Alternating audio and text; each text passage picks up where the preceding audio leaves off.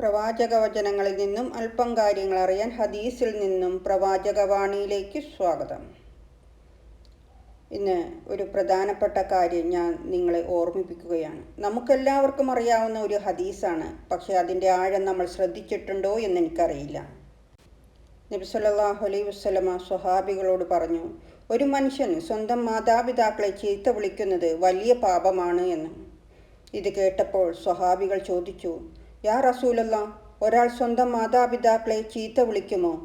നബി സല്ലല്ലാഹു അലൈഹി വസല്ലമ മറുപടി പറഞ്ഞു, അവൻ മറ്റൊരാളുടെ പിതാവിനെ ചീത്ത വിളിക്കും, അപ്പോൾ ആ മനുഷ്യൻ മറുപടിയായി അവൻ്റെ പിതാവിനെ ചീത്ത വിളിക്കും.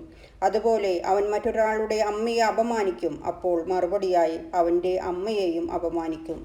ഇത് കേട്ടാൽ നമുക്ക് മനസ്സിലാകും, നാം നേരിട്ട് മാതാപിതാക്കളോടൊന്നും പറഞ്ഞില്ലെങ്കിലും നമ്മളുടെ മോശം വാക്കുകൾ വഴി നമ്മുടെ മാതാപിതാക്കൾക്ക് തന്നെ അപമാനം വരുത്താൻ നാം കാരണമാകുന്നു.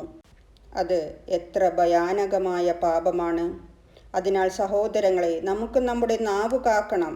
പ്രവാചകൻ സല്ലല്ലാഹു അലൈഹി വസല്ലമ പറഞ്ഞതുപോലെ, ആർക്കെങ്കിലും നല്ലത് പറയാൻ കഴിയില്ലെങ്കിൽ മൗനം പാലിക്കുക എന്ന്. നമ്മുടെ ഓരോ വാക്കുപോലും മറ്റൊരാളെ വേദനിപ്പിക്കരുത്. കാരണം ആ വാക്കിൻ്റെ തിരിച്ചടി നമുക്ക് തന്നെയോ നമ്മുടെ മാതാപിതാക്കൾക്കോ വരാം. അല്ലാഹുവേ, ഞങ്ങളുടെ നാവുകൾ നിയന്ത്രിക്കാൻ ഞങ്ങൾക്ക് സാധിക്കണേ. ഞങ്ങളുടെ മാതാപിതാക്കളുടെ ബഹുമാനം കാക്കാൻ ഞങ്ങളെ അനുഗ്രഹിക്കണമേ. ആമീൻ.